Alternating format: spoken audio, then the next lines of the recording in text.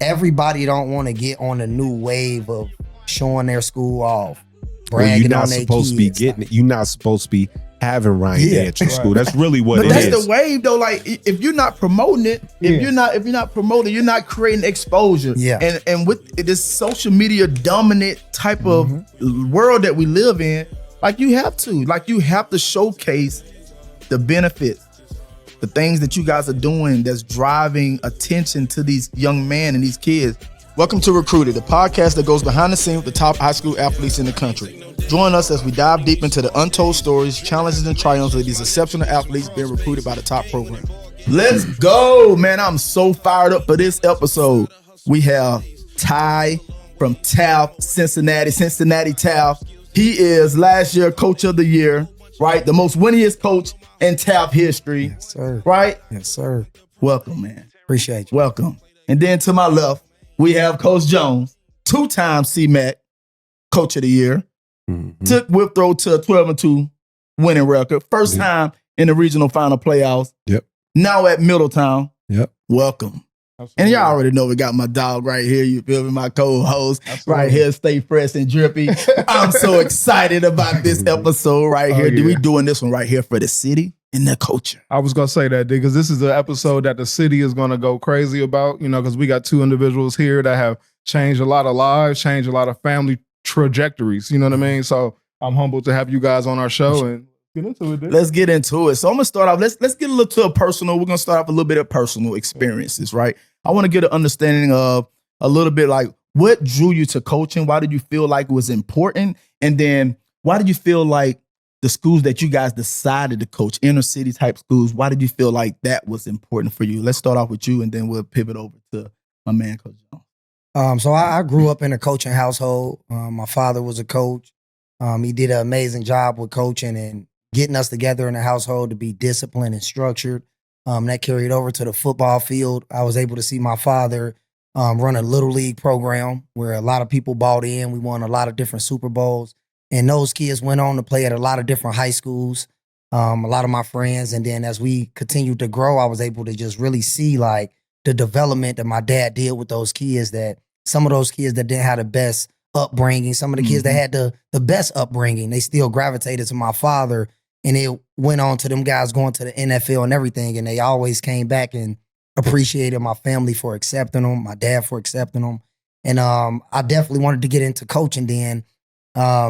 When I got into coaching, I was able to see the effect it has on the kids. Like some of those kids that don't have that father figure that's going to be on them. Right. Like a lot of kids at home, you can be so good that everybody becomes a fan. Like everybody's telling you how good you're doing and everything. And what I would say is my dad wasn't that guy. Right. I mean, I will go score 4 or 5 touchdowns and my dad going to tell me what I could have did different. And I'm like, Mom just told me I did good. Grandma told me I did good. And my dad would tell me like, hey, you on the left side, run with the ball in your left hand. Right. And I seen that tough love, and it just, I'm like, I want to be able to do what he did. So I jumped into it. I dived into it with coaching. The kids gravitated to me. I didn't have to change my appearance. Right. I'm like, this is who I am, and the kids accepted it. And jumped into coaching inner city. Like that's been beautiful for me. Like the kids relate to me well, and they appreciate it. Right. Like they appreciate it, and they'll run through a brick wall for us. So you played Little League out here in Cincinnati? Yes. Who was the team? Come on. So first it was North Central Knights. Okay. The powerhouse. I ain't never heard of North Central. That used to be the North Central Hurricanes. Yeah. I know Hilltop. Because I played against them in Metadon Pee Wee. And then from North Central was Mid City. Okay. That was the way. Okay. That was the way. The North Carolina Cubs. Okay. All right. Then from there, my dad started the Seven Hills Rams, which we transitioned to Forest Park Rams. Yep. And now that's Witten Woods. Okay, gotcha. Yeah. Gotcha, So gotcha. from there, all man, over the city, it was nice. It was nice. Good. So let's pivot over here to Coach Jones. Talk to us about your experience, what drew you to coaching, and why inner city. You felt like that was important for you to take a step there. Well, we started a little different. Coming out of the Marine Corps, went to Wright State, graduated from Wright State, and then I started in the financial services business. One of my best friends was coaching basketball at a charter school in Dayton. And he was like, man, you should come out and help me out, whatever. So I started as an assistant coach on a charter school team, Okay. coaching basketball. Okay. You know, just doing something, helping the kids or whatever. He ended up transitioning to another gig, and the director asked me to stay on. We ended up winning the national title. A couple years later, put 3 kids in school playing basketball. While I was coaching there, my good friend Tremaine Hall asked me to coach with him at Wayne High School.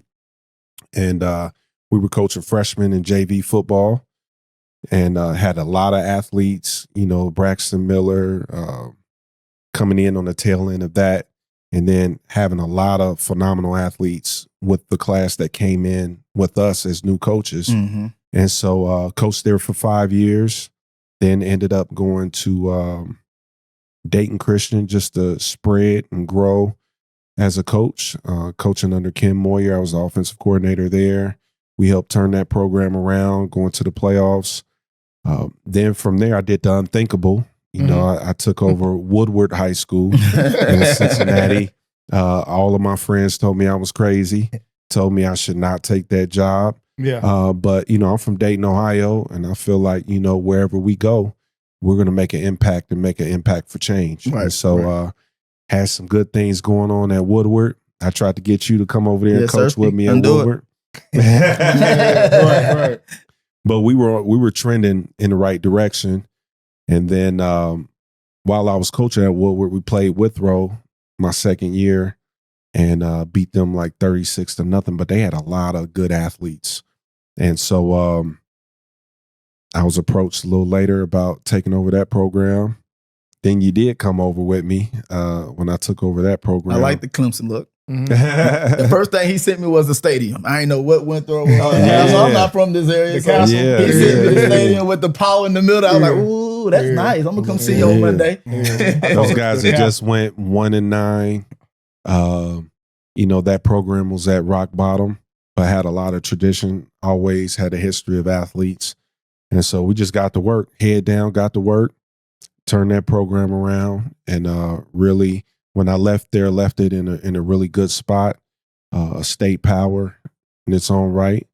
And, you know, now I'm at Middletown, and you know, we got that turned around, you know, a little ahead of schedule. And, yeah, we're just going to keep it moving. That's what's up. That's what's up. Oh, man, that's great. Yeah, because I see both of you guys as like program changers. You guys really move the needle, you know. I always see you running around players, you know, even you pulling up today with your truck. It looked like you just got out of practice. You know what I mean? So like one of the things that doesn't get talked about with coaches that pour into kids at your level is the burnout factor. You know what I mean? The burnout factor, what keeps you guys motivated. So like talk about, you know what I mean? You know, the energy it takes for you guys to continue to contribute day in and day out. Talk about the things behind the scenes that keeps you guys motivated and you give support system. So I'll start with you, Ty.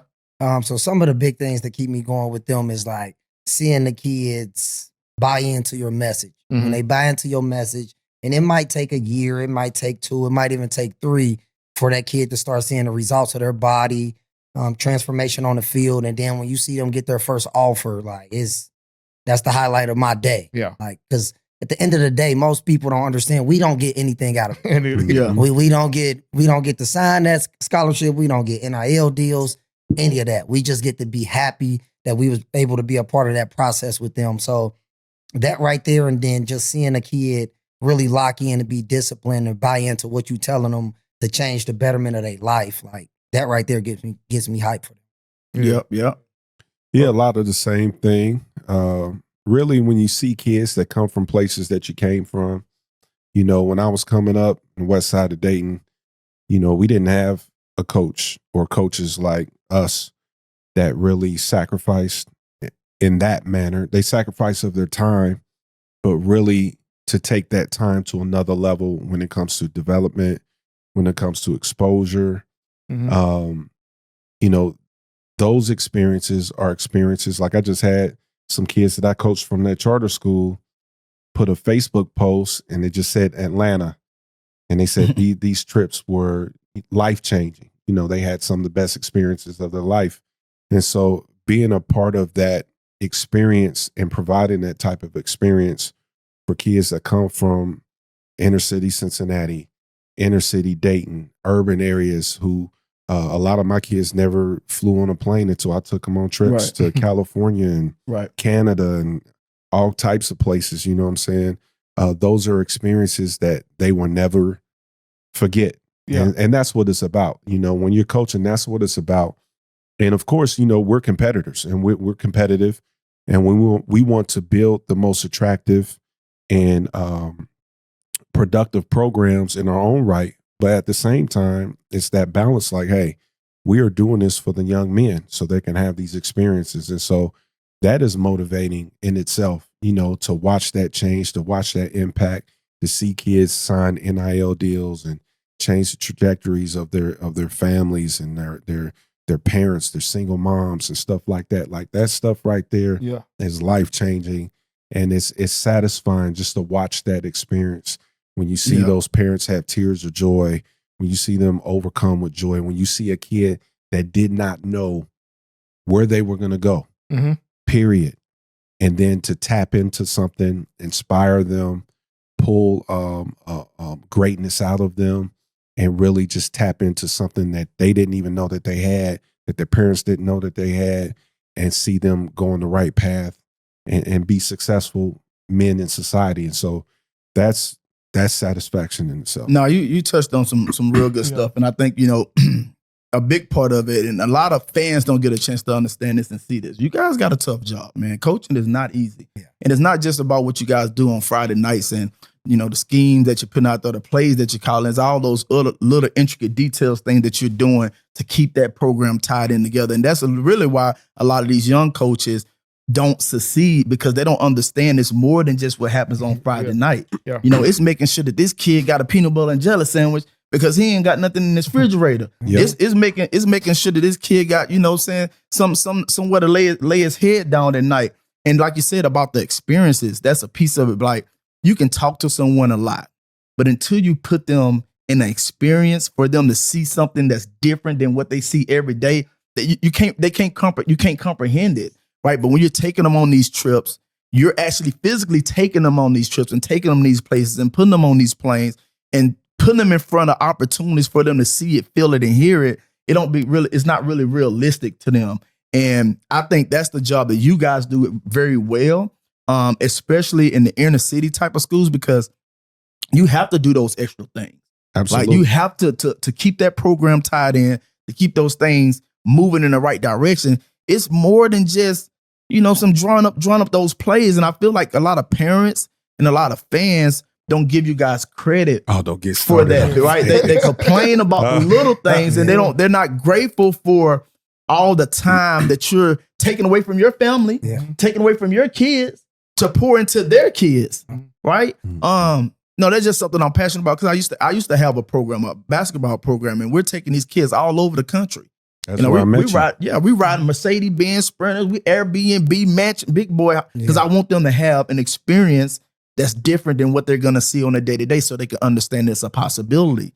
Then you still have people who complain about it. Yeah. Still people who say, like, my one team got a tennis shoes and the other team got black shoes. Why we didn't get the white shoes? You know, so like, it's bigger than that, man. And I appreciate you guys for, you know, doing what you're doing. And I wish that more people, fans and parents, would tell you guys how much they appreciate the things that you guys do. And it may not be just getting a person a scholarship. It may just be saying, hey, I'm getting you in a situation where you can get you a good job and you can start off better than your parents started off.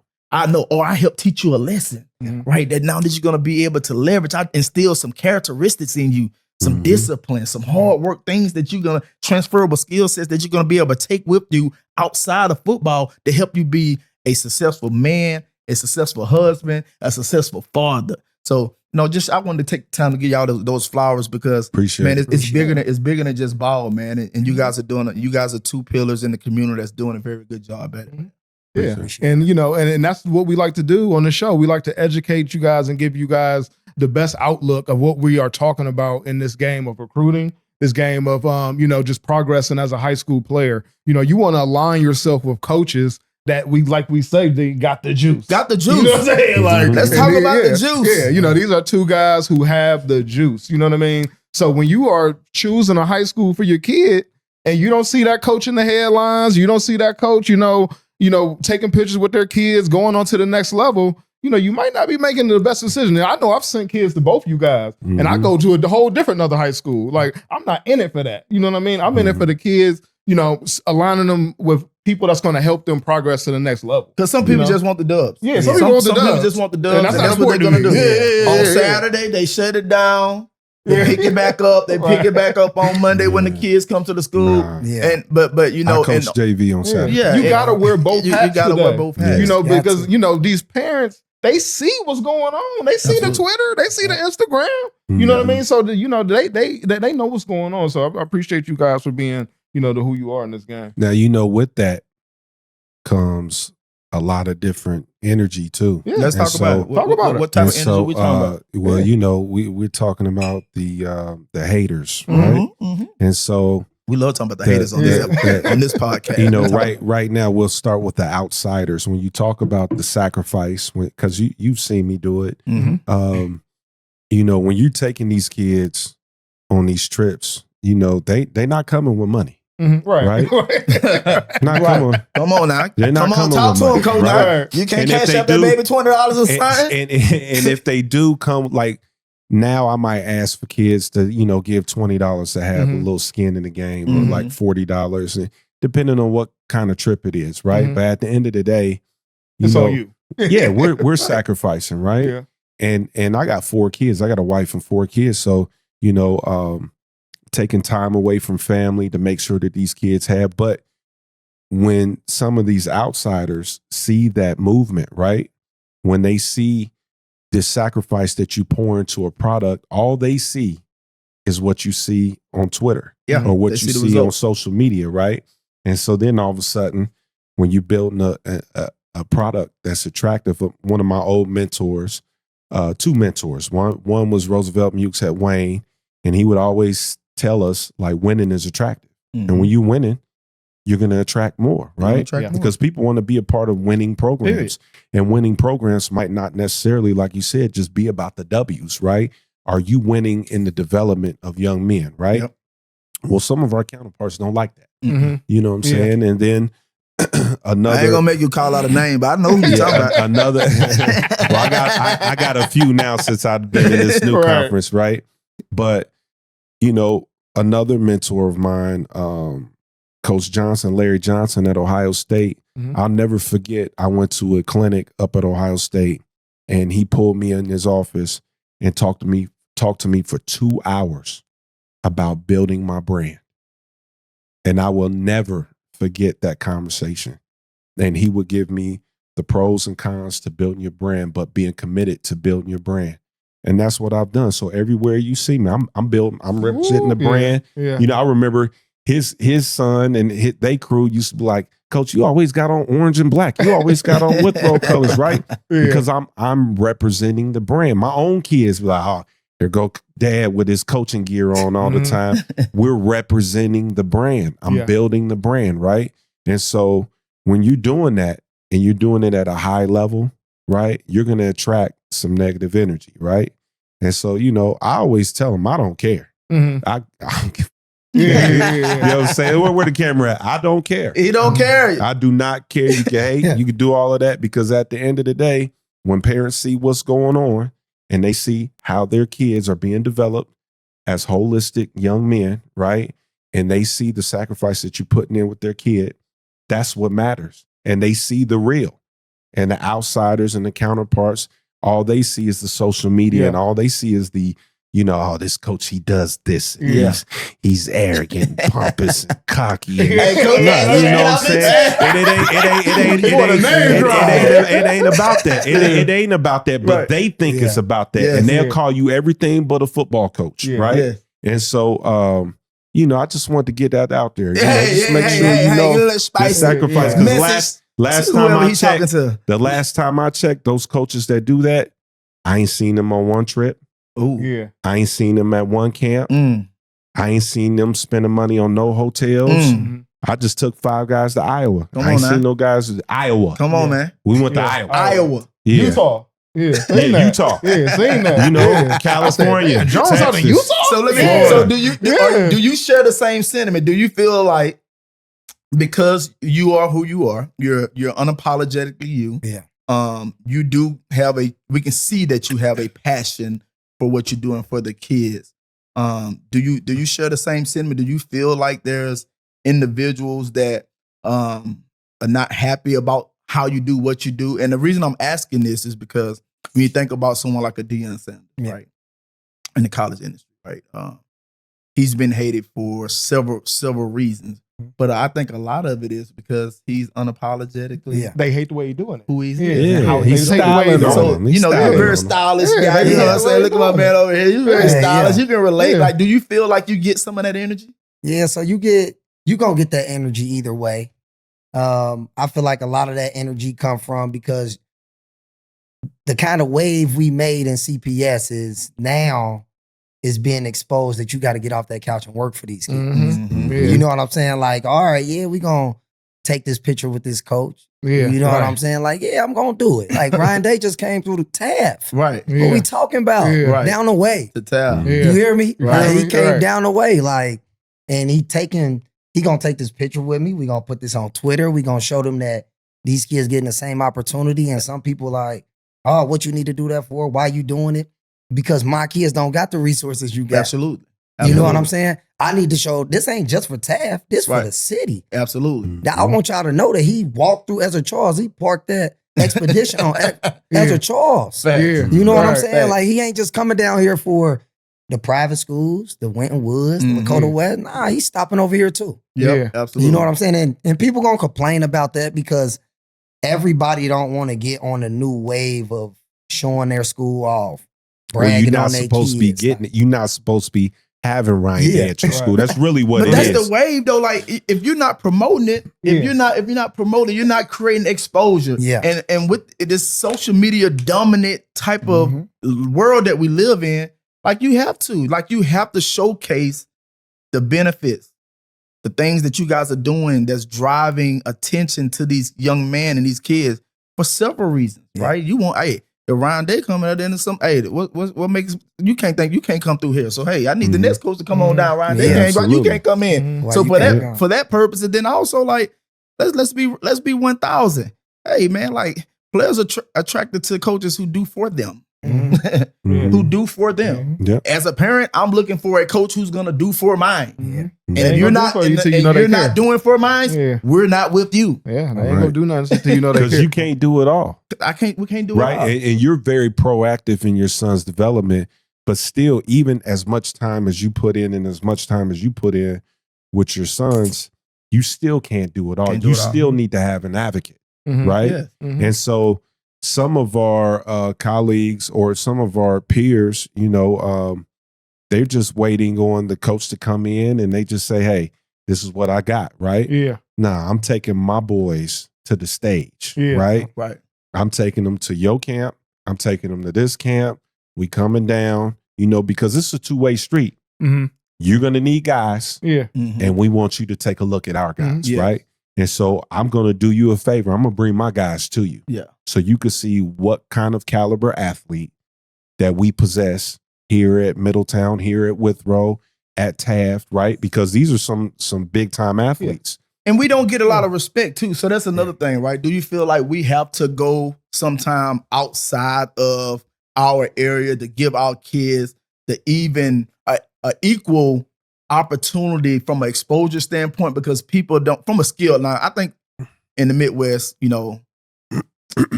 trenches type players, O-line, D-line, Yeah. linebackers, we're known for that. But like from a skill perspective, This area I is feel like we're different, though. underrated. Yeah. Southwest Ohio is a little different than, Yeah.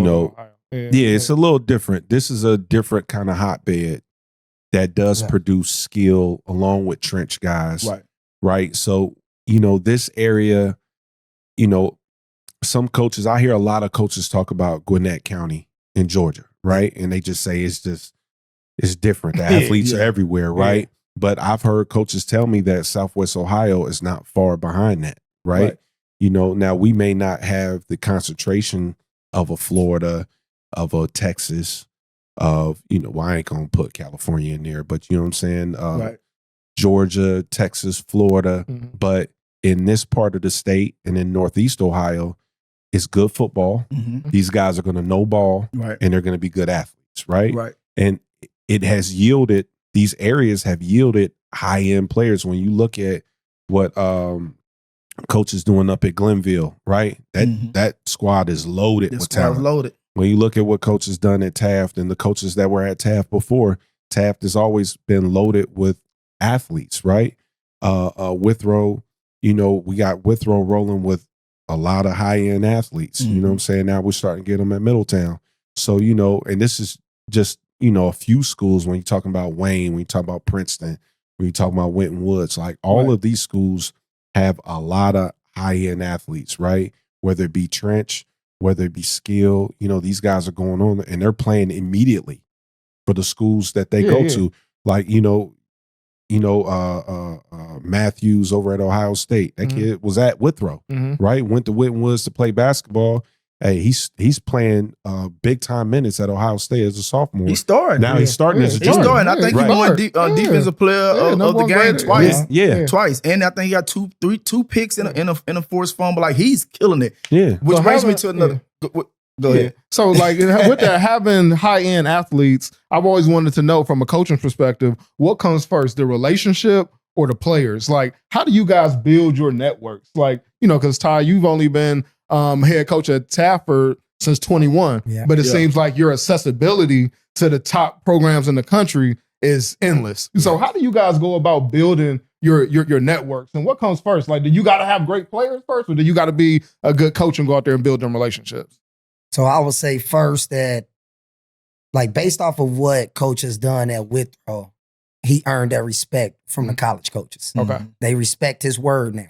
Right. Now, if that coach come in there and he'd be like, hey, who is this 6'7" freshman? And Coach Jones be like, he gonna be that guy. Yeah, gonna be a dude. Now they locked in on his word because what he has shown them already. Yeah. So, and then the big thing that comes down to it is a lot of the head coaches, some of them needed to play some type of collegiate sport or have some type of collegiate background because of those connections.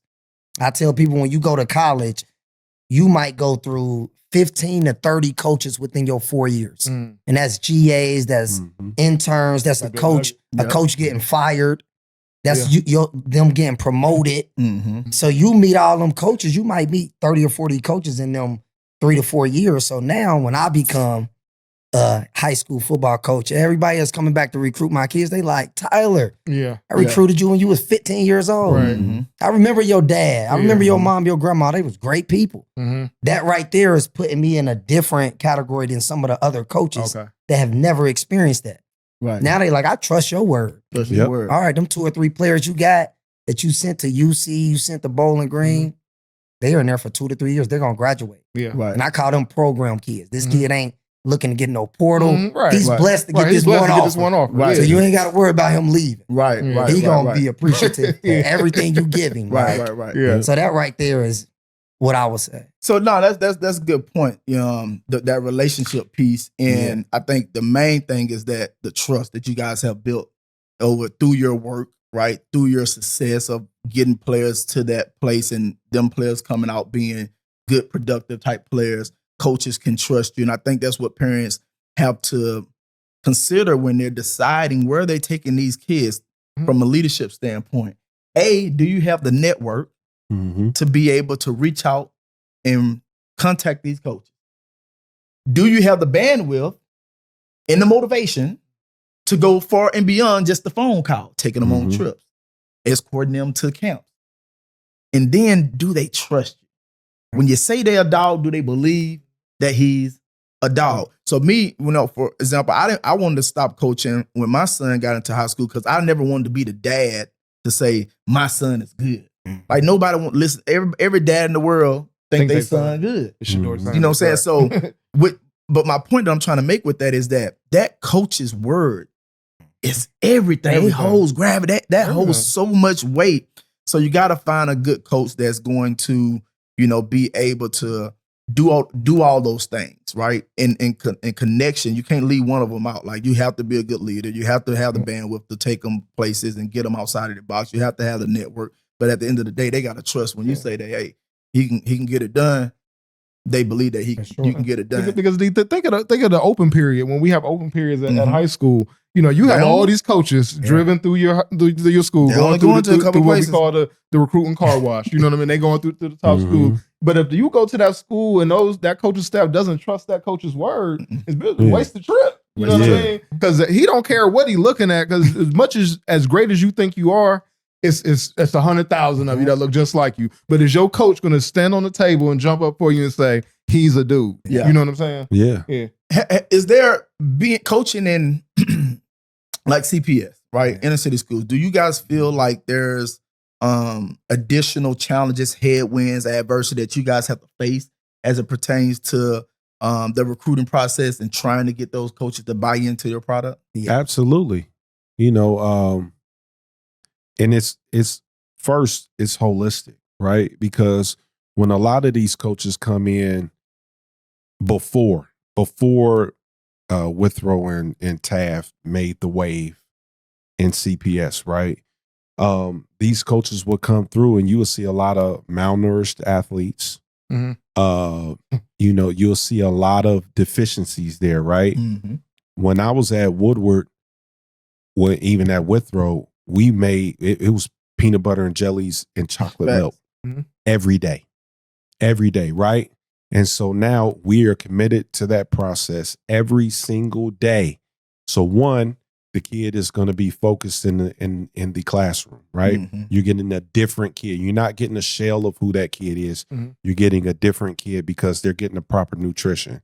Two, the bodies are going to look different eventually if you commit to that process, right? Every single day at Woodward, I was making peanut butter and jelly every single day at Woodward High School, right? Yeah. I started off making them at Withrow, and then as we built our organization, we had resources, entities, and individuals who volunteered to make those peanut butter and jellies and chocolate milk. So now, when that college coach comes in, they're like, okay, that kid looks the part. That kid looks like not only have they been in the weight room putting in the work, which coach does a phenomenal job of building bodies. Right. But, you know, I can see that their nutrition is a little better. Right. And so that kid is going to look different than the other inner city kid who is lacking those resources. Right. And so that goes a long way, because when not only are you putting your name on the kid as far as their ability to do whatever it is they need to do, but now they look the part. The body looks right. Right. And so you have to pass the eyeball test. Not just on the screen, but you have to pass the eyeball test when your presence comes into the room, right? Because I'm gonna call them, I'm gonna call you down, right? You know what I'm saying? And if you haven't been putting in that work, it's gonna show itself. It's gonna show. And if you haven't been eating properly and putting the right things in your body, it's gonna show itself. And so when you're coaching in the inner city or in an urban situation, it has to be a holistic approach to the development and pushing your program forward. Right. And when your word is out there about your athletes, those coaches need to see those, because they're looking at the details. They're looking on reasons why not to offer the kid, right? Yeah. So we need to check all of those boxes and then some, especially coming from an inner city, a CPS or Dayton Public or even Middletown. Middletown's urban, you know, so, you know, you have to go above and beyond when it comes to how you're going to present and how you're going to develop these kids for them to be a real product. And especially in this recruiting cycle, in this wave, because everything is fluid with the portal and everything, you know, is a coach taking high school kids. And if they take a high school kid, your kid has to really, He got to be good. He got to be good. He gotta be good. And his weight got to be up. I'm like, coach, He got to look like he can fit in the he gonna room. put 20 pounds on before he gets over here? Yeah. Right? He got to You look know what I'm like he can saying? fit Like in the room. you have to know that, right? And say, hey, coach. So I got a question for So you. Go ahead. hold on, Okay. because he Y'all mentioned sure about y'all gonna have enough time? Oh, Because this shit about to get we deep got now. time. We ain't got- even you know got to the what I'm juicy saying? part. Hey, we still teetering around the surface. But, hey, run by you, Yes. right? So that's another way. You know, I think you have a unique setup to help your athletes to be able to look like they can fit in those rooms. Can you tell us a little bit about the Run By You and why you felt like that was important to have something like that, or did that? Just how did it all come about? Yep. So my couple weeks before my signing day, my mom is big on. She wanted me to sign to my school. She wanted it to be my choice, like no outsiders, not my dad, straight my opinion. So I picked Akron, went there. She like, all right, let's get our 5-year plan. Boom, told her my 5-year plan, told her my 10-year plan. And going on to play arena ball and all that, that was part of my 5-year plan after college. Part of my 10-year plan was I wanted to become a coach and everything. And then I also wanted to have a gym so most of the athletes in the city can come back. And so I went and played arena ball, had a great job out there, was one of the stars out there. Like I wasn't really coming back. I was about to bring my wife up with me because I'm like, this is lovely here. Called my dad. I'm like, hey, if y'all ain't making no moves back in the city to get this Run By You gym started, I'm staying in Iowa. Right. Like, he like, man, just come home on your bye week. Like, we'll sit down, talk. We'll go look at a couple buildings. Went to a couple buildings. Called a couple numbers. Went to go watch, look at a spot. Guy called us back. Like, ended up being a connection with St. X. And you know what I'm saying? It was a connection. He like, I'm alumni of St. X. My dad was coaching me. He like, we can get you guys going next week. And I'm like, relationship. So I got into that building. Got going. That lasted for about a month. We outgrew it. We didn't have a grand opening. Still haven't had a grand opening for Run By You. Word of mouth. Had like 50 people at our boot camp. We like, hey, we about to move locations. If you can't find us a bigger spot. Right. He like, I got a warehouse for you down the street. Went there. That's been good for us. But the whole thing behind starting Run By You is because it used to be, I'm not going to say names, but it was a big gym in Cincinnati, but it wasn't affordable for the inner city kids. And it wasn't even close for them to catch the bus. It was just like, if I'm catching a bus there and then I got to pay $60 a session, like, everybody doing similar stuff. Running, jumping. You know what I'm saying? So I'm like, it ain't that much different. It's a mental thing. You know what I'm saying? So I'm like, we gon' cut that price down. It's very affordable. And if a parent or a kid really just can't figure it out, but they care that much, we'll figure it out for you. You know what I'm saying? Like, show me that you want to put some work in. Like, the door open 7 days a week. Love it. You know what I'm saying? And then that started, and then we started taking groups. We started taking Little League, and parents their kids would be in trouble in school. They'd bring them to the boot camp, and then they'll start seeing the structure, and they like, all right, this ain't just a punishment no more. Right. All right, let's start putting them around these young men. They know what they doing.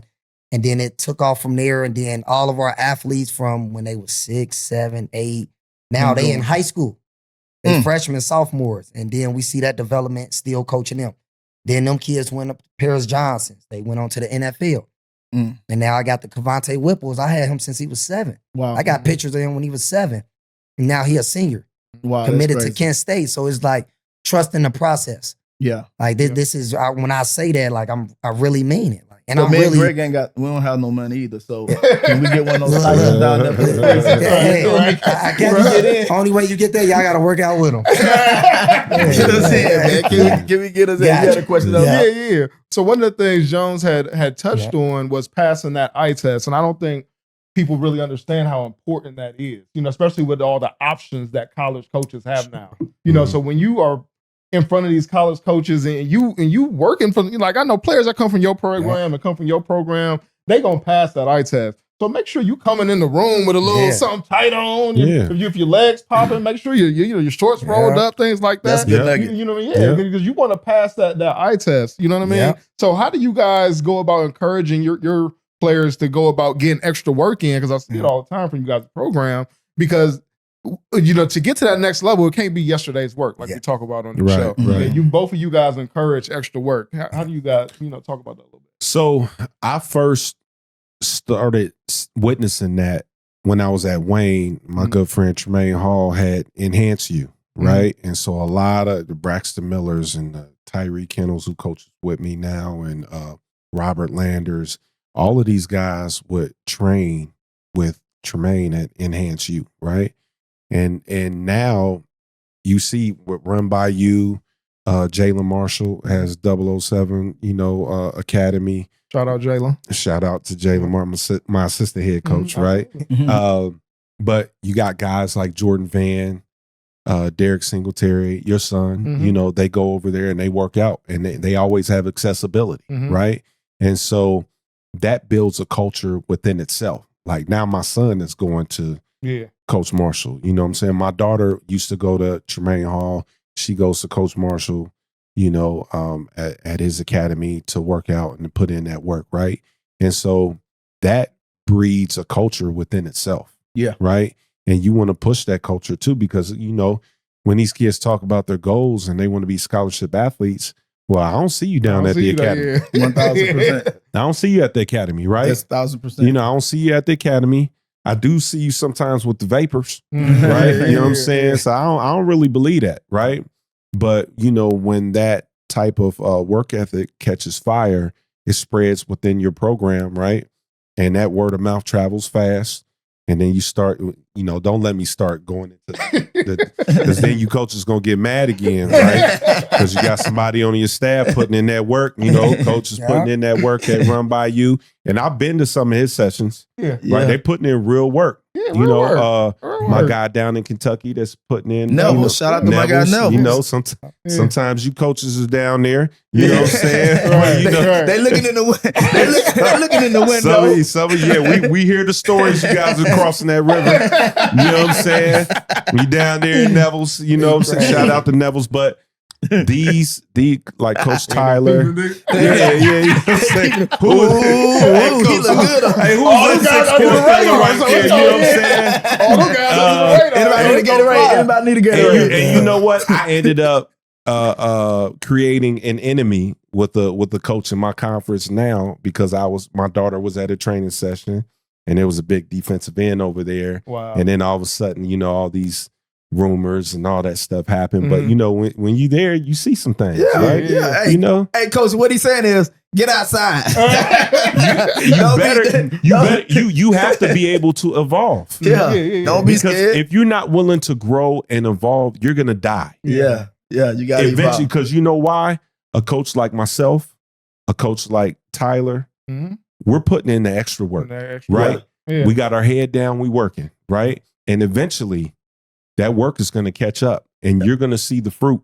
You're going to see the fruit of being committed to that process, right? And relatability too. I think, you know, one thing that stands you guys out amongst a lot of the coaches is like, when you think about these kids these days, man, they want to be led by individuals that they can relate to. They can pick up the phone and call at any point in time and have a realistic conversation. You can understand where they're coming from, right? You're going to be able to give them good guidance. They trust that you're going to be able to give them good guidance because you look, you feel, you know, they see something similar in you that they see within themselves. Hey, but guess what? We about at the halfway mark here, a little bit over the halfway mark. And we gotta get the people what they want to hear, though, man. The people came to hear something right here. So I'm gonna just read a couple of things out here real quick. Okay. All right. Where we going with this? 2020. Hey, I don't know where he going with this one. 2020. Okay. 0 to 8. Taft. Yep. 2021. 7 to 13. Taft. Okay. 2022. 17 to 14. Withrow. 2024. I don't know. I couldn't find it. 2023 must have been a COVID year. Nah, that was 31-0. Oh, excuse me. I didn't even have that down. That was 31. 2023. That was running clock. 31-0. Oh, who?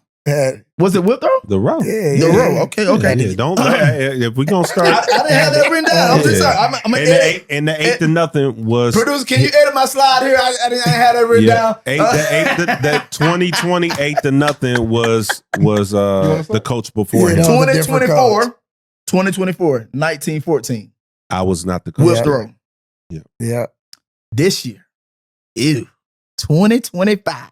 Yeah. We're gonna call 0 goose egg donut I thought somebody was playing. to 30. I refreshed my app like 13 times. I'm like, sometimes Max Preps don't update. You know what I'm saying? It be happening. They ain't input it right. And then I checked the news. I went home and checked the news. I said, man, maybe this. Yeah. What happened? Yeah. So, okay, this is a big time rivalry. Big right? time. It's big time rivalry. So what is your record? What's your record versus Taft when you coached there? 2-4. Withrow 2-4. 2-4. I'm 2-4 because I don't want to hear. I ain't asking, but because hold on. So you been there the whole? How long you been at Taft? It's going on my fifth. Your fifth year. So what's your record? 2-3. 2-3. So 2-4, 2-3. So it's about balance. Yeah, us head to head. We only had 3 head to head. 2-1. So I'm 2-1 against. 2-1 head to head. Head to head. Yeah. Spicy. Okay. It's a real rivalry. It's a real rivalry. I know it's forget the records. This Forget is the a real divisions. Yeah. Forget all I of don't that. even need my iPad for this. There is real. Now, what started the rivalry though? Let's start. Where did this come from? Like, where did this energy come from between these two schools that made it one of the games that everybody must see every year? Well, let me say this. When I moved down here from Dayton to coach at Woodward, Taft was the king of the block. Okay. Taft had different looking athletes. Okay. They had won playoff games. You know, they going all the way back to Adolphus Washington, and the young kid that went to Oregon, Too Tall. You know, so Taft has had the guys, right? And so I'm the type of coach. I want to know who the king is. I want to know who's on top of that hill, and I'm coming. Okay, like the chase is on. Okay. I'm coming that one way, respectfully. And so my disdain for Taft, right, started long before Coach Tyler got there, right? Yeah. Because that's the mindset that I have, right? When I get into a place, I become immersed into the program that I represent, right? And so you've witnessed some of those conversations when somebody brought up that school. I just told my guy about this in our pre-recording session. Yeah, that's what I told you about with the meeting we had. Gotcha. Yeah, that person said, well, we was gonna take him down here, and Coach said Coach Tyler said he was gonna design the whole offense around it. He lost all sense of awareness. I said, oh yeah, I started folding up. The meeting was over. Yeah. I looked at him. I said, oh, that's what you think? We go. You know what I'm saying? So Tyler inherited. I don't know if you knew about that, but no, he didn't know about that meeting. Hey man, this man lost all focus, all sense of awareness of where he. I left them in my office. Only thing the parents said was, "Well, we could just take him to towel." And they gonna put a whole that man started folding up them things, but I'm telling you, he was trying to fold up the iPad. He couldn't even fold. It was over. It was a wrap. I told him, I said, Coach, bro, you just black, like you can't do that. You just blacked out. No, it's over because they knew what they was doing. It's different. But here's the thing. So when Tyler took over that job, he was now the face of that place because Coach Cargile was the coach before. Okay. And Coach Cargile had done a really good job with, obtaining athletes, and they just had better athletes every time, And so I told everybody within Withrow, like, hey, that the chase is on. Our bodies have to look like those bodies, right? And so, the bodies they got right now look different. Got good body. Got good body. Yeah. And so Tyler inherited that energy from me because he didn't know. He was probably like, man, this what the hell is wrong with him? Good hair, brother. You know what I'm saying? Talking crazy. Hey, what was your problem? What was that like for you, man? I don't know. I'm like, because when I'm watching him develop as a coach, I like him. I'm like, love what he's doing. Then the energy shift, I'm like, oh, that's how this rivalry is. That's how it's going. No, it's real. It's real. But it made both of us better. You know what I'm saying? And I tell people all the time, like, yeah, man, him can be like that when that game coming, but we'll do a podcast together. Right. That's what y'all don't see. You see what I'm saying? We bring them together. You dig what I'm saying? For recruited. Yeah, I ain't really seeing that side yet. And that's cool. Right. I want y'all to think it's smoke with us because when that game come, it's tension. It's smoke. It's real tension. Because speaking of the energy of it, like the one thing that I don't like about the rivalry is that these players have, big time players in them. Yeah. And historically, Withrow has the overwhelming record in the series, but as of late, Taft has dudes. So why is there so much negativity in the city? Like, this game can't be played at night. These boys shouldn't be playing. You know what I'm saying? Like, well, there's real. we need like, better promotion behind that. Maybe we could move the game and get it. Yeah, that would be lights, good. You know what I mean? But the reality is that there is real tension outside of the game of football. Mm-hmm. Like there's real neighborhood tension, right? My energy has never been about the neighborhoods, right? My energy has been like, hey, they have won I think they won the CMAC like 11 or 12 straight years, right? Now we about to change that. And I got that energy right now in the GMC. Yeah. Right? Like we know about them coaches that don't fool with me, and I know about their dominance in the conference. I'm coming for it. Mm-hmm. You know what I'm saying? West, Princeton, I'm coming for it, right? You know what I'm saying? That's just, and I'm not going to stop. Yeah. I am that determined and that competitive that I'm not going to stop. Mm-hmm. You know what I'm saying?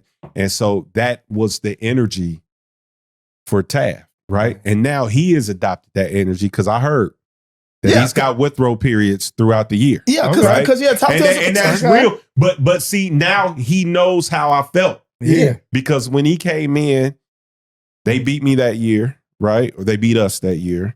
And then we came back and beat them 2 years in a row. Then I left and Withrow won again. And now they just dominated them in the last game, right?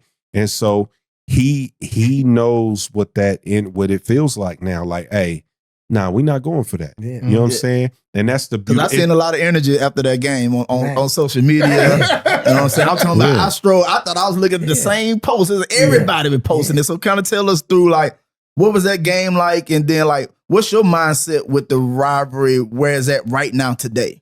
I think it's big, and I can be honest about it. With me coming from Coleraine, like all the teams we competed with was like the St. X, the Elder. That was a rival to me. Mm-hmm. You know what I'm saying? So I kind of looked at it as it wasn't as intense because I didn't play in CPS. Right, I didn't know how intense that was. Right. Some of my boys did. So kind of after that first year, I kind of seen. I'm like, dang, it's serious. I need to turn up. You know what I'm saying? Then the following year I lost, and then lost 2 more years. And I'm like, all right, I need to change my focus. Mm-hmm. Like, all right, if this is the Super Bowl for the inner city, Let's go. Let's turn up. I'm gonna match this energy. Right. Like, I'm gonna show you I'm about to dial all the way in, use all my resources.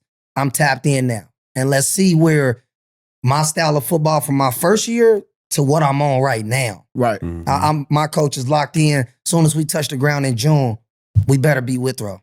Ooh. We better beat them. Ooh. Then none of this other stuff matters, because if we don't earn their respect from the city right now, the regional, I don't want to hear about none of that. Right. Yeah. You gotta Take get care of one game at a time, but Mhm. week 6 come, win that game, districts, regionals, Final Four, state. And there's What do y'all say to this? implications with that. Before, hold on. There are, I know we're on the Recruited podcast, but Yes, you know, we it's on the always, Recruited it's, you know, the feds is always watching. You know what I'm saying? But we're going to be fresh as hell if the feds watching. Oh, man. There are assets. There are, I like to call it a nuclear war, right? And there are nukes on the line, right? Because the winner of that game has the juice in the city. Got the juice. And you attract the cream, the cream of the city. You show for the boy. And the boy now, move. and I've always said, I think you remember when I used to say this, like, we have to build viable programs in the city for the kid and the family who can't go to St. X, can't go to Moeller, can't go to Lakota West, can't get out to Princeton.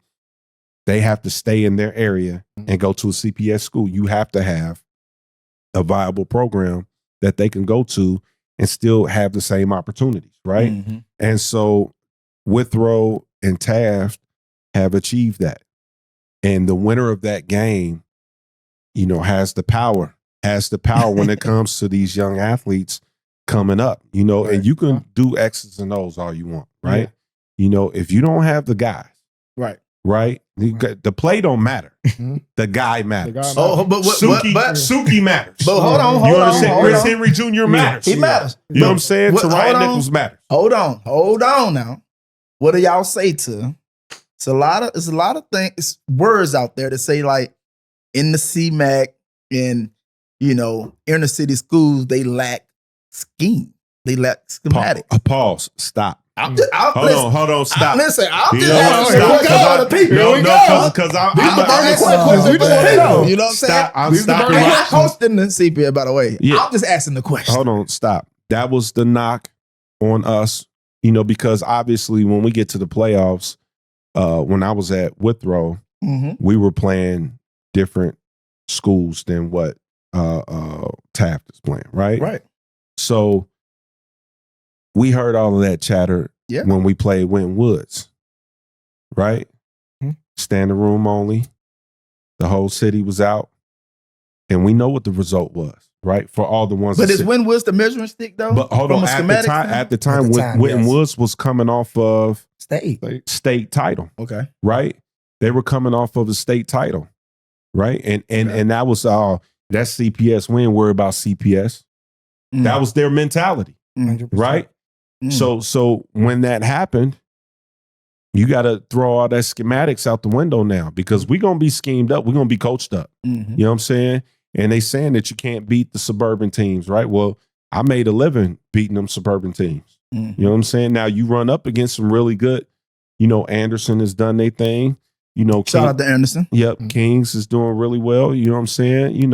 And now we take the same coaching staff or the majority of the coaching staff, and now we in the GMC. Mhm. Well, we 7-2 in the GMC now. Talk that shit. To the ones that didn't think that we could do it, right?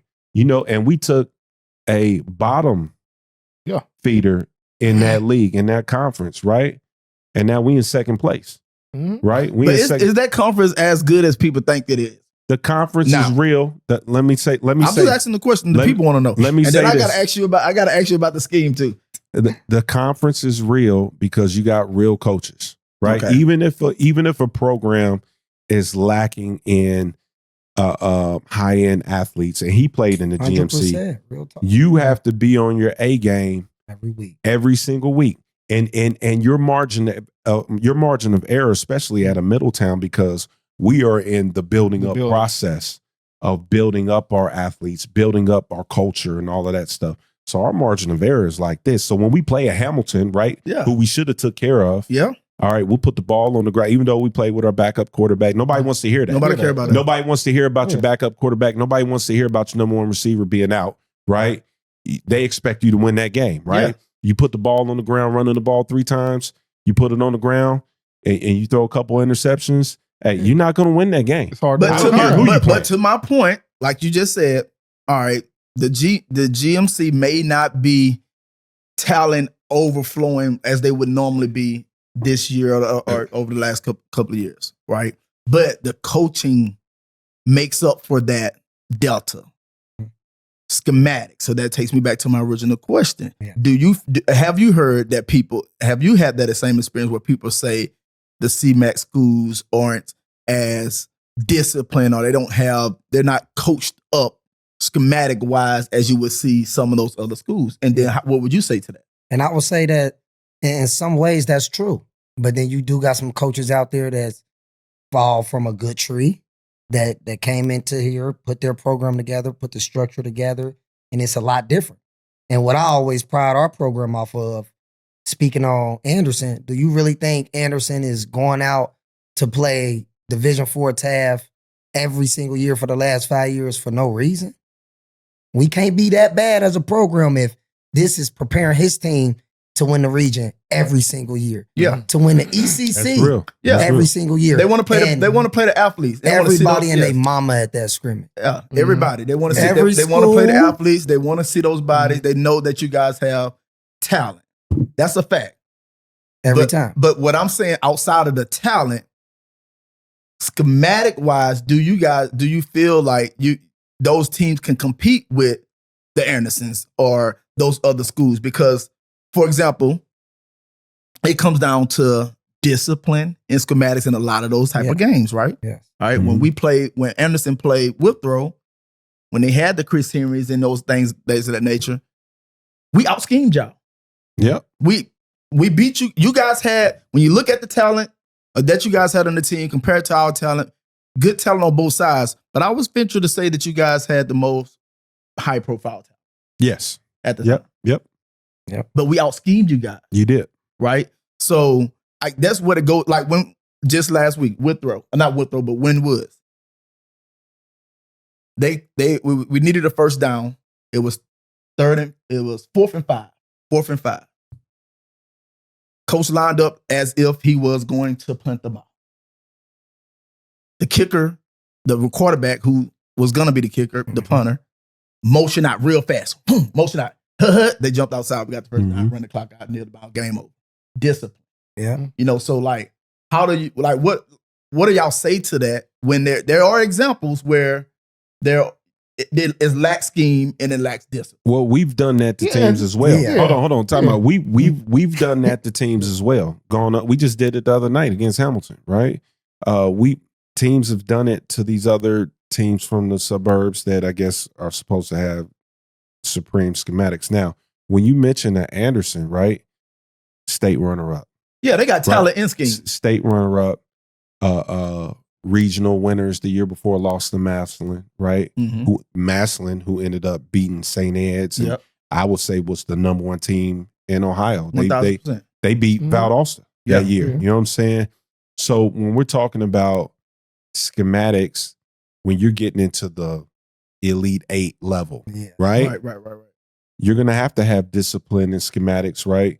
But you're going to have that experience as well, right? And so I think the combination of those factors all are thrown into the pot, because you can't say that the teams that we've had haven't been schematically sound, right? We've been schematically sound. Now, did we have a bad outing in a playoff game in an Elite 8? Absolutely, right? But, you know, and could the schematics been a little different? Absolutely. You're going to have that as a coach. As a coach in your growing process, you're going to have like, this was a bad, we should have approached this from a different perspective, right? And I'll be the first one to say that. We should have approached certain situations from a different perspective. But that's a part of the growing process. You know what I'm saying? There ain't too many coaches out here that's stopping Evan Dreyer's offense. Yeah. That just say, I think he's the best OC in the state. You know what I'm saying? I agree. But what I'm saying, I guess what I'm getting to is like, all right, that leader matters. Their discipline that they instill, the scheme that they have matters. All right, let me ask you in this way then. Let me ask you this. Do you feel like Withrow this year was easier to scheme and beat prior to when Coach Jones was coaching there? So that is a setup. Yeah, that's a good question. That was. I'm here to ask the questions. I like how you did that. I want to know. We go see what's happening. I got two for you. So what I can say is, this has been the first year that other than my first year at Taft, that I had all my dogs. Okay. You know what I'm saying? That it match up. And people can say that's an excuse, but it's really not. And he can tell you it's not. When I jump off the bus with 27 and they on the sideline with 85. Right. That matters wear and tear throughout the game.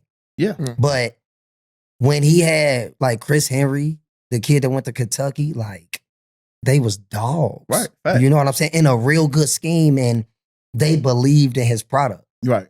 Like when you believe in that product, like I told my boys, like it's kids that would be at my gym, like, oh yeah, I'm about to do this, I'm about to play Chris, and I'm like, you don't respect the game. Like he really that. If you think you about to just show up on Saturday and stop this kid, it's not gonna happen. You know what I'm saying? So making them kids put respect on the game, like I get what you're saying, but like it was, I think it was tougher when he was there. In certain schemes, and just being prepared. Right. You know what I'm saying? It was a little bit different, and that comes from him being in the game for a while. Right. You can tell. Right. When I first had to coach against Coach Bolton my first time when I was an OC at Colerain, it was different. Right. You know what I'm saying? The energy. He like, yeah. Like, hey, you little bruh. No, that's a great way to answer the question. Because when you look at the scores in the past, again, you know, we're talking about 7-point differences for the most part of the games for sure over the last 6 years. You know, but then you have a 0-30. Did you watch that game? I did. How did you feel about that? I was upset. Why? because I felt like Withrow was not prepared for the moment.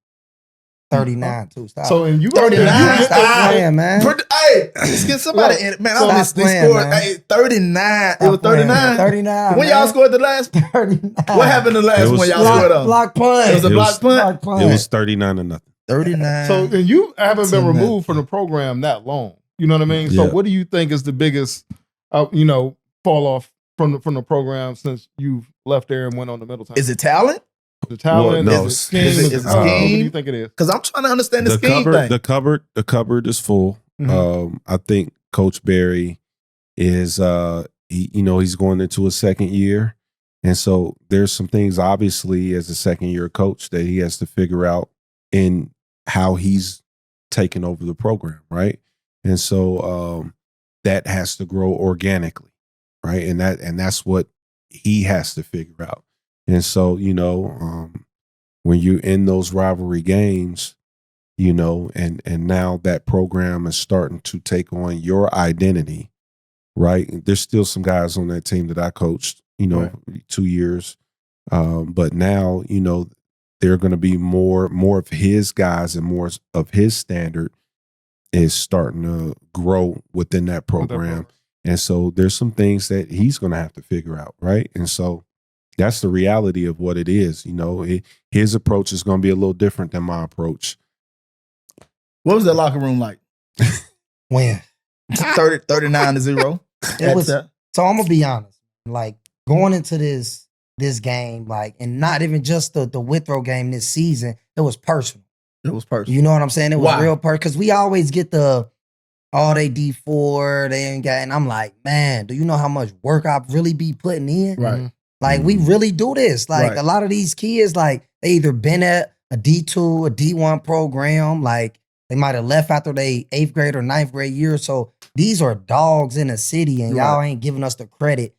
First of all, when you say that, you discredit me, not just my program, because we all know the divisions are based off the enrollment, not how good those kids is or the coaches is. So we already had our mind up that it was 10-0.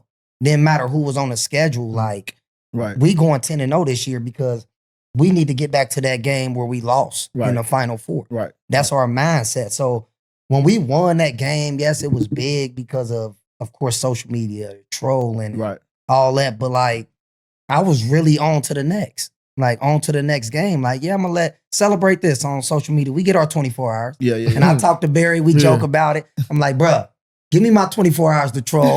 Like, come on, you know what I'm saying? You done won 3 in a row. Yeah. Let's keep it 100. And it was trolling on big time. Come on. I told him, it's like, you so know, Barry called you? He was upset with the trolling? Yeah, They work in the same building. Yeah. They work at the same school. Yeah, we work together. But like I was saying, it's like you they work at the same school, dog. So you gotta know that they bad, boy. They in the same building. I know we're running over. We're gonna, hey, but listen, just give me a couple more minutes. Hold on. What was that like coming? Forget the locker room, coming to work the next day. Like, what was that like?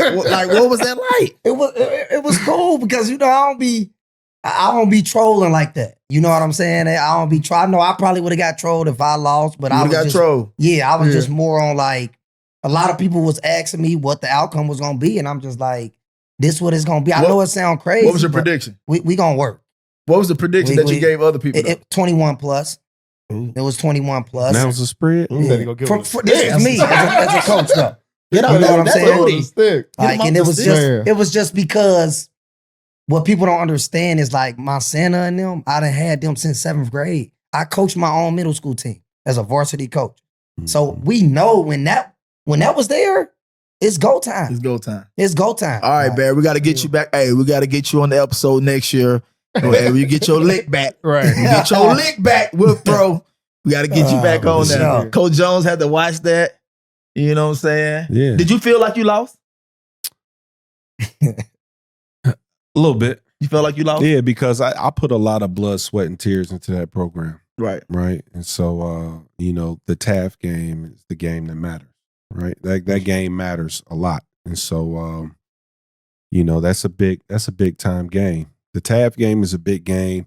And then if you are fortunate enough to get like a Witten Woods in the playoffs, That's a Big big game because, you know, a lot of those kids are from the city too. Yeah. And so when we beat them in the playoffs, that was big. That was huge.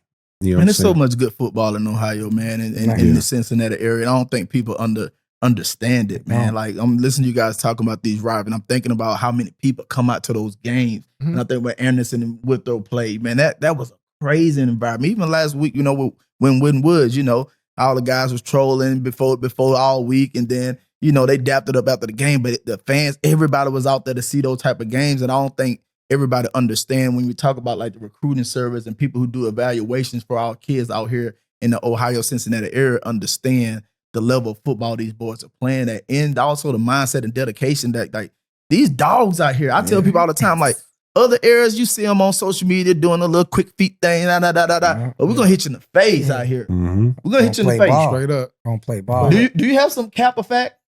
No, so I don't, we went a little over today, so I'm not going to end it with cap or fact because there's some things we didn't get into. But I want to end with before D roll the credits. How long is the cap? Are we good? Are we good for another 5 or I'm we good. Yeah, too. we good. We I'm good. We straight. good. He's like, He like, yeah. we good for another 5?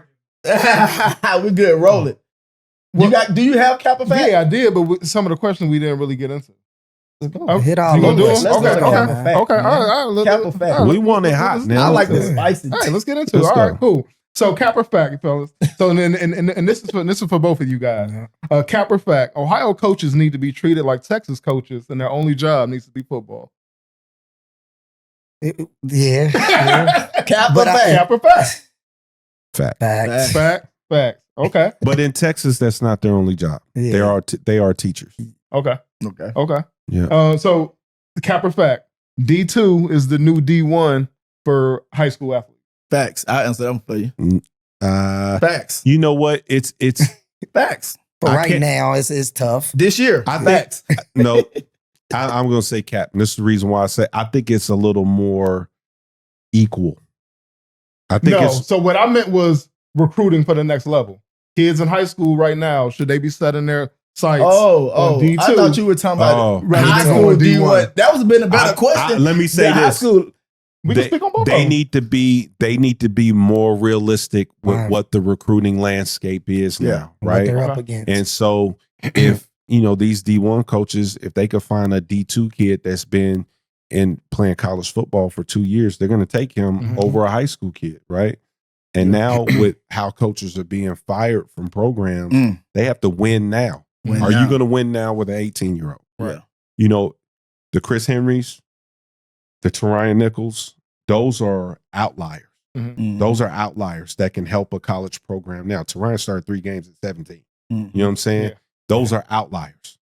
Now you have to find guys who can play college football, Yeah. and that these college recruiters know that they can play college football because their job is on the line, Yeah. right? Right. So are they going to put their livelihood in the hands of an 18-year-old Right. coming out of high school that can't produce right now? They got to wait. Cap. Cap. Nah. Yeah. That's Cap. the reality. But some of But these I- parents don't want to hear that. But I thought you were talking about D1 and D2. That would have been a whole different Look, yeah. discussion. You know what I'm saying?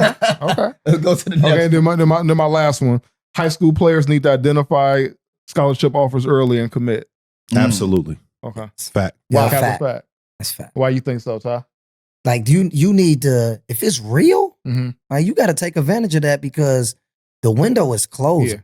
Yeah. Like, they might find a kid that just posted something. Kid might run a touchdown for Toledo, one touchdown, Yeah. go home, and his agent or lawyer is like, hey, that's all we needed. Yeah. They looking for a return specialist. Right. So that kid that's at your high school that's returning 40 punts, Yeah. they about to take him that just did that against Oklahoma. Right. Yeah. They taking Yeah. him over. So if you can get your spot and just get your situation set so you can graduate in December, you need to take that. Yeah. And I'm going to say the Good- same good thing. And I'm going to tell you what, that happened to my daughter. Mm-hmm. My daughter wanted to go to UD for a minute, right? And she hadn't even played her junior year of basketball, of high school basketball. I'm getting ready for practice. The head coach calls me and says she was getting ready to commit a week later, Mhm. right? This was like September, October of last year. The head coach called me and said, Coach, we had this girl that we were recruiting in the same position. We didn't expect her to commit, Mm. but we're going to honor our commitment. She committed to us today. So I'm calling you to let you know that we will no longer be recruiting your daughter. Right? That was tough because she was getting ready to commit the following week. And I was telling her, like, hey, just wait a week. Let's talk about it or whatever. That girl committed and she was done. Unfortunately, my daughter, she's going to Tulsa now. But, you know, these girls are, everybody in college athletics are committing early now. Right. Yeah. Unless you're a 4 or 5 star. Yeah, that's what we If say. you're a 4 or 5 star, you are afforded time to make that decision, kind of wait until signing day. Yeah. Maybe, Maybe. right? Yeah. But if you're a 3 star and below, oh no, you better if you see something you like, you better commit. Yeah. We went to Tulsa. Man, we keep telling y'all, if y'all got your options on the table, y'all got them hats on the table, you better pick one now. Because like Coach Ty said, it might be a guy running a touchdown on Friday night and your position gonna be gone. Absolutely. If you see it and you like it, commit. Yeah, right. Yeah. We went to Tulsa. I told my wife and daughter, I said, hey, we commit. Yeah. We commit right now. Yeah. Them say, hey, coach, where we at? Yeah, we good. Yeah, we here. Sign it. Sign it. Let's go. Right. Yeah. Real talk. Hey man, listen, man. We could probably go on for hours with this group right here. We're gonna probably have to do a part 2, definitely, with you guys, because I know we didn't get all the questions answered, but I told you guys we're gonna let the conversations go where the conversations go. Great time spending with you guys. You know, again, 2 of the pioneer coaches in the Cincinnati area, really doing their thing. These are coaches that got the juice. We told you before, you know, there's only certain coaches in the area that really have that juice. I think, you know, if you listen to this episode, you can kind of see why these guys are 1 or 2 of the ones that have the juice in the area. So if you're looking for a place, you know, hey, make it make sense. All right, baby. You've been recruited. Yes, sir.